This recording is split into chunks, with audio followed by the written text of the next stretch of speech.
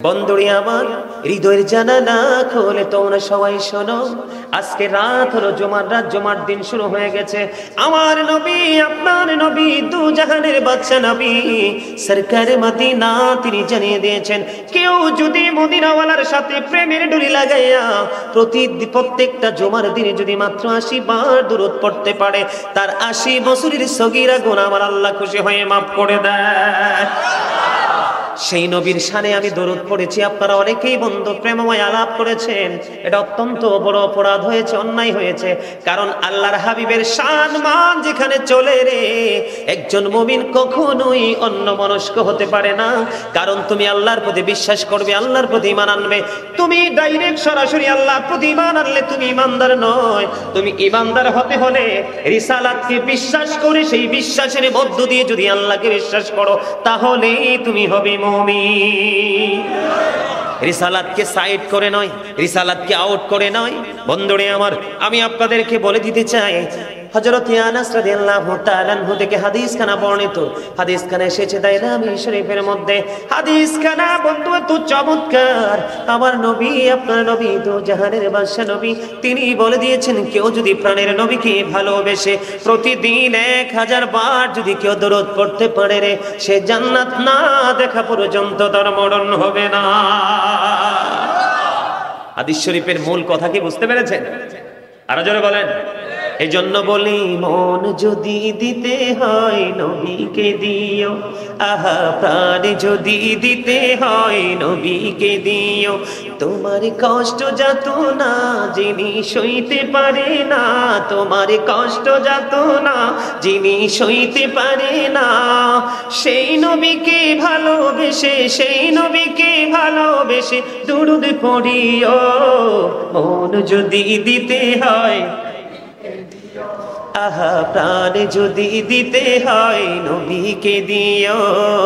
জাহান্নামের গেইটে নবী থাকবেন দাঁড়াইয়া, চক্ষু মোবারকের পানি পড়বে গড়াইয়া। প্রাণের চেয়ে অধিক বেশি, প্রাণের চেয়ে অধিক বেশি ভালোবাসিও। মন যদি দিতে হয়, আহা প্রাণ যদি দিতে হয়। গজল পছন্দ করেন আপনারা? আমি কিন্তু একজন রাইটার, আমার এই সিনায় কিন্তু গজলের অভাব নাই। যদি আপনারা ভালোবাসেন, আমি মাঝে মাঝে আপনাদেরকে একটু গজল শোনাবো। শুনতে সবাই রাজি? আরো যারা বলেন না কেন? ইয়াং ছেলেরা রাজি কিনা আমি জানি না, তবে মুরব্বী যারা আছে তারা 100% রাজি। কারণ মুরব্বীদের অন্তর আল্লাহ রাসূলের প্রেম ভালোবাসায় ভরা। বর্তমান প্রজন্মের যুবক যুবতী তাদের অন্তর হিংসা, নোংরামি আর আত্মগরিমায় ভরা। ঠিক তো বলতে পারেন নাই আপনারা সবাই? মিথ্যা বলছি? আজান দিলে কয়টা মুরব্বী মসজিদে যায় আর কয়টা ইয়াং ম্যান মসজিদে যায়, একটু ফলো করবেন। বন্ধুরে আমার, আমার আলোচনা সেই দিকে নয়।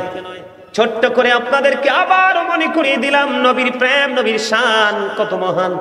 এবার আসেন, আমি যখন জিকির করেছি, আপনারা অনেকেই বন্ধু জিকির করেননি ভালোভাবে, কিন্তু আমার মুরব্বী বাবারা, চাচারা সবাই প্রাণ খুলে জিকির করার চেষ্টা করেছে।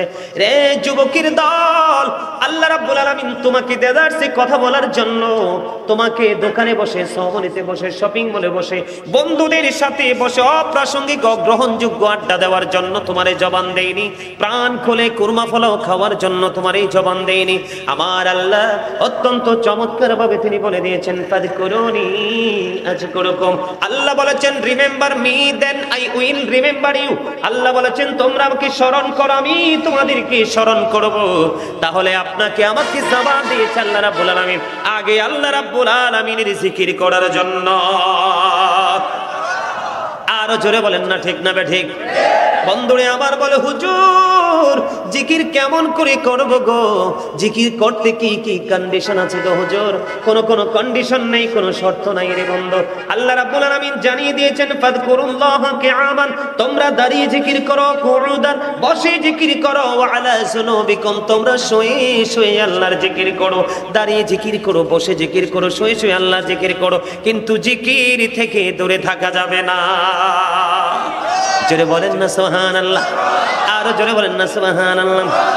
আবার নবী বলেন, বলছেন আমার প্রিয় উম্মতের দল, তোমরা যখন জান্নাতের বাগানে আসা যাওয়া করবা তখন জান্নাতের বাগান থেকে তোমরা কিছু ফল খেয়ে নিও। ইয়া রাসূলুল্লাহ, ইয়া হাবিবাল্লাহ, নবী গো জান্নাতি ফল কি গো নবী? আমার নবী বলেছেন জিকির। সেই জিকির হলো হাদিস শরীফের মধ্যে এসেছে সুবহানাল্লাহ ওয়া হামদুলিল্লাহ লা ইলাহা ইল্লাল্লাহ সুবহানাল্লাহ ওয়া হামদুলিল্লাহ লা ইলাহা ইল্লাল্লাহ লা ইলাহা নবী আমার নোরের পুতুল জগত করলেন ও জালা। নবী আমার নোরের পুতুল জগত করলেন ও জালা।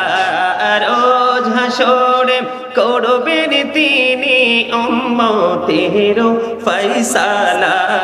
সুবহানাল্লাহ আলহামদুলিল্লাহ লা ইলাহা ইল্লাল্লাহ সুবহানাল্লাহ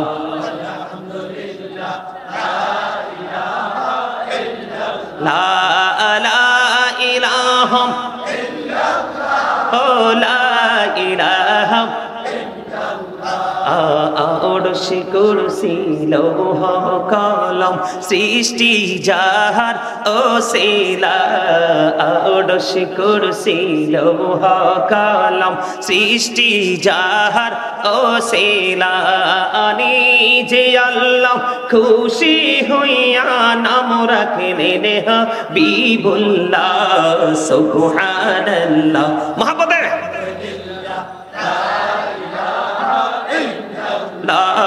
সুবহানাল্লাহ ওয়া হামদুলিল্লাহ ইল্লাল্লাহ লা ইলাহা ইল্লাল্লাহ লা ইলাহা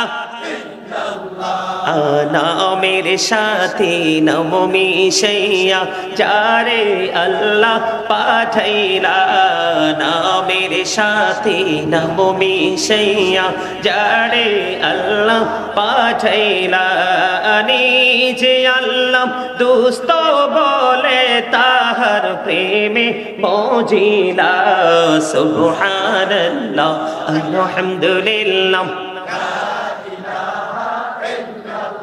লা ইলাহা ইল্লাল্লাহ মুহাম্মাদুর রাসূলুল্লাহ সাল্লাল্লাহু আলাইহি ওয়াসাল্লাম। ফয়েজগঞ্জের মানুষ, হৃদয়ের জানালা খুলে তোমরা সবাই শোনো বন্ধু। আমার নবী বলেছেন প্রত্যেকটা মেশিনকে ক্লিয়ার করার একটা যন্ত্র আছে, আছে না নাই? আমার নবী, আপনার নবী সরকারে মদিনা তিনি বলেছেন প্রত্যেকটা জিনিসকে ক্লিয়ার করার, প্রত্যেকটা মেশিনকে, প্রত্যেকটা ইঞ্জিনকে ক্লিয়ার করার কি আছে? যন্ত্র আছে। আমার নবী বলেছেন ঠিক তেমনি মানুষের মনের ঘরের ময়লা দূর করার জন্য যন্ত্র হলো মাওলার জিকির। জোরে জোরে বলুন না সুবহানাল্লাহ। আমার নবী, আপনার নবী, দু জাহানের বাদশা নবী, তিনি বলে দিয়েছেন বন্ধু জিকির জবান দিয়েও করা যায়, কাল দিয়েও করা যায়। হাদিস শরীফের মধ্যে এসেছে কলব এবং জবান দুইটা মিলে যে জিকিরটা হয় এটাই হলো সবচেয়ে উত্তম জিকির। বন্ধু জিকির বড় প্রেমময়। আমার নবী বলেছেন তোমরা যখন জিকির করবা এমন ভাবে জিকির করবে যেন মানুষ দেখলে তোমাদেরকে পাগল বলে। আর আমরা জিকির করি কিভাবে? আমি যে জিকির করতেছি আমার দেহই তো জানে না, জানে? আমি যে জিকির করতেছি আমার অন্তর জিকির করে, আমার দেহ জানে না। হ্যাঁ, আমার দিকে তাকান। আপনারা কি মনে করেন মানুষের আসল সত্তা কি তার দেহ নাকি তার আত্মা? আত্মা। কে কে আত্মার পক্ষে হাত তোলেন তো? আর কে কে দেহের পক্ষে হাত তোলেন? দেহের পক্ষে আছে একজন, উনি আমার কথা প্রশ্ন বুঝে নাই, এই জন্য তিনি হাতটা উঠায় রাখছে। আসলে আমি দেহ এবং আত্মা নিয়ে আলোচনা করতে চাই না, অনলাইনে অনেকবার আলোচনা করেছি। আজকে আমি একটা গুরুত্বপূর্ণ বিষয় নিয়ে আলোচনা করার জন্য এসেছি। সম্মানিত উপস্থিতি, আপনাদের অবস্থা দেখে আপনাদের অবস্থার পরিবর্তন ঘটানোর জন্য আমি আপনার দুরুদ এবং জিকির নিয়ে সংক্ষিপ্তভাবে আলোচনা করেছি।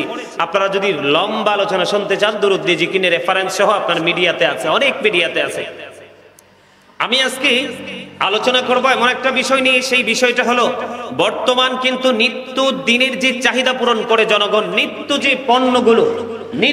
পণ্যগুলোর যে ঊর্ধ্বগতি, সেটার জন্য কিন্তু একেবারে বাংলাদেশের জনগণ কিন্তু নাকাল অবস্থায় আছে না নাই? এটা কিন্তু শুধুমাত্র আমি আপনাদেরকে বলি, আওয়ামী লীগ থাকুক, বিএনপি থাকুক, জাতীয় পার্টি থাকুক, যেই পার্টি থাকুক, এটা কিন্তু শুধুমাত্র কিন্তু সরকারের উপর বর্তায় না, কিছু ব্যবসায়িকের উপরও কিন্তু সেই অভিযোগটা আসে। বলে হুজুর কেন আসে? এটা কিন্তু আমি বর্তমান বাংলাদেশের প্রেক্ষাপট পরিস্থিতি দেখে বলিনি। আমি যে আলোচনা বা বক্তব্যটা দিতে চাচ্ছি সেটা কোরআন এবং হাদিস থেকে আমি যেই ধারণাটা নিয়েছি, সেই ধারণা থেকে আমি আজকে আপনাদেরকে আলোচনা শোনাবো। আপনারা কি শুনতে রাজি? সবাই শুনতে রাজি? আলুর দাম কম না বেশি? এটা কি কম হওয়া উচিত ছিল না বেশি? কম হওয়া উচিত ছিল, কারণ উৎপাদন তো আমরাই করি, ঠিক কিনা বলেন? আরো জোরে। বন্ধু, কেন মানুষগুলো এত অপরাধ করছে, দিন দিন এত অন্যায় করছে, মানুষ জানে না। বন্ধু, ছোট্ট একটা ডালা, এই এক্সাম্পল স্বরূপ আমি আমার আলোচনায় ঢুকবো। বন্ধু, বর্তমানে আমি বাংলাদেশে সহজভাবে বোঝার জন্য আপনাদেরকে বলছি। বন্ধু, আমি আপনাদেরকে বলবো, আমাদের দেশে যখন অনেক বেশি প্রবল বৃষ্টি হয়, ধারাবাহিকভাবে শিলাবৃষ্টি যখন হয়, অনেক মানুষ বকরি যখন লালন পালন করে, বকরি কিন্তু বৃষ্টির পানি সইতে পারে না। আপনার বকরি আছে কিন্তু কাঁঠাল গাছ নাই, আপনি আরেকজনের কাঁঠালের ডাল কেটে নিয়ে আসলেন, আপনার বকরির কিন্তু আজকে দিনের খাবারের ব্যবস্থা আপনি করে ফেললেন, ওই মালিক থেকে অনুমতি নিলেন না। বন্ধুরে আমার, হাদিস শরীফের ভাষা একরকম, আমি আপনাদেরকে সহজ করে বোঝানোর জন্য এক্সাম্পলটা দিচ্ছি রে বন্ধু। এই ছোট্ট একটা ডালার হক যদি কারো কাছে, কেউ যদি আপনার কাছে পায়, তাহলে ডালার হকের জন্য আপনাকে জাহান্নামে পড়তে হবে। আর মিথ্যা কথা বলে, কৌশল করে কত না মানুষের পকেটের টাকা হাতিয়ে নিয়েছেন, আপনারা অনেকেই বন্ধু অনুভব করতে পারেন না। আল্লাহ রাব্বুল আলামিন কাল হাসুরের দিন 3 শ্রেণীর মানুষকে ক্ষমা করবে না, দয়া করবে না, তাদের উপর কোনো মায়া করবে না। বন্ধু, এর মধ্যে এক শ্রেণীর মানুষ হলো কাস্টমার থেকে মিথ্যা কথা বলে কসম করে বন্ধু, কাস্টমার থেকে কৌশল করে বন্ধু টাকা হাসিল করে নিচ্ছে। কি করে নিচ্ছে? টাকা উঠিয়ে নিচ্ছে। কাস্টমারকে বোকা বানাইয়া সরল মনা মানুষ এসেছে আপনার কাছে, ব্যবসার কৌশল সে জানেন, আপনার কাছে এসে বোকা হয়ে গেছে। আমি বর্তমান প্রেক্ষাপটে কোনো এমপি মন্ত্রী নেতারা দোষ দিব না, আপনারা সাধারণ লোকাল পরিবেশ থেকে, লোকাল অতি সাধারণ ভাষায় আমি বলতেছি বন্ধু, আপনারা যে কোনো জায়গায় আপনি যান, জিতার মতো কোনো সুযোগ আপনার কাছে না। আরো জোরে বলেন ঠিক না বেঠিক? যারা ব্যবসার মাধ্যমে কৌশল করে মিথ্যা কথা বলে মানুষের কাছ থেকে টাকা হাতিয়ে নেয়, ওই মানুষের কোনো ক্ষমা নাই, তাদের জন্য আল্লাহর কাছে কোনো দয়া মায়া নাই রে বন্ধু। 2 নাম্বার হলো আর এক শ্রেণীর মানুষ বিপদে পড়লে তাকে উপকার করে, সুযোগ পাইলে তাকে খোঁটা দেয়, আছে না নাই? আরেকজন হলো বর্তমানে এখানে ম্যাক্সিমাম যুবকের পরনে আমি দেখেছি জিন্স প্যান্ট। যদিও এটা আমার আলোচ্য বিষয় নয়, কিন্তু হাদিস শরীফের মধ্যে 3টা পয়েন্ট তারা ফাইন্ড আউট করেছে, এই জন্য 3টা বিষয় নিয়ে ছোট্ট করে বলবো হাদিস শরীফটা। বন্ধু, আমরা আল্লাহ রাব্বুল আলামিন কোরআনে বলেছেন, লিবাসুত তাকওয়া যালিকা খায়র, আল্লাহর কাছে সবচেয়ে উত্তম পোশাক হলো তাকওয়ার পোশাক। কিসের পোশাক? যেই পোশাকটা উপর দিয়ে থাকবে নাভি বরাবর, নিচে দিয়ে থাকবে টাকটুর উপরে। এখন ম্যাক্সিমাম যুবকের পরনে দেখা যায় জিন্স প্যান্ট, এটা উপর দিয়েও নাভির নিচে এবং নিচে দিয়েও টাকটুর একেবারে নিচে। ওই বুখারী শরীফের মধ্যে এসেছে জাহান্নামে যেতে হবে। বন্ধু, আমি সেই দিকে যাব না, আমার আলোচনার বিষয় হলো আজকে বন্ধু ব্যবসায়িকদের কিনে ব্যবসার কৌশল খাটিয়ে সাধারণ মানুষের পকেট মিথ্যা কথা বলে বন্ধু খালি করে নিয়ে যাচ্ছে।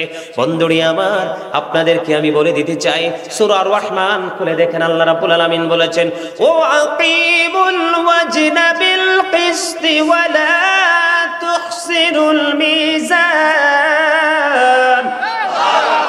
আছে না নাই? আর-রহমান আল্লামাল কুরআন, আছে না নাই? কোরআন শরীফের 27 পারায় সূরা আর-রহমানের মধ্যে আল্লাহ রাব্বুল আলামিন বলেছেন, ন্যায্য ওজন কায়েম করো, ওজনে কম দিও না।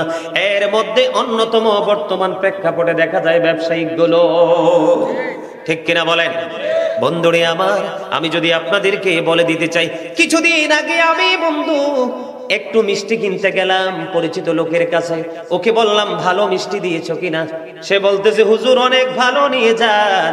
কিন্তু বাসার পরে আনার পরে দেখলো খাবারটা ভালো না, মানুষ মন ভরে বন্ধু মানুষ খাইতে পারলো না। জোরে জোরে কন্যা নাউজুবিল্লাহ, আরো জোরে বলেন না নাউজুবিল্লাহ। ফল কিনতে গেলাম, এখন তো আম অনেক বেশি দামি বন্ধু, কিছুদিন আগে আম কিনে নিয়ে আসলাম 2 কেজি। কয় কেজি? কথা বলেন না। 2 কেজি আম কিনে নিয়ে আসলাম, বাসায় প্যাকেট খোলার পরে বাসার মধ্যে নাম বের করার পরে দেখছি 2টা আম পচা। কয়টা আম পচা? আরো জোরে বলেন না।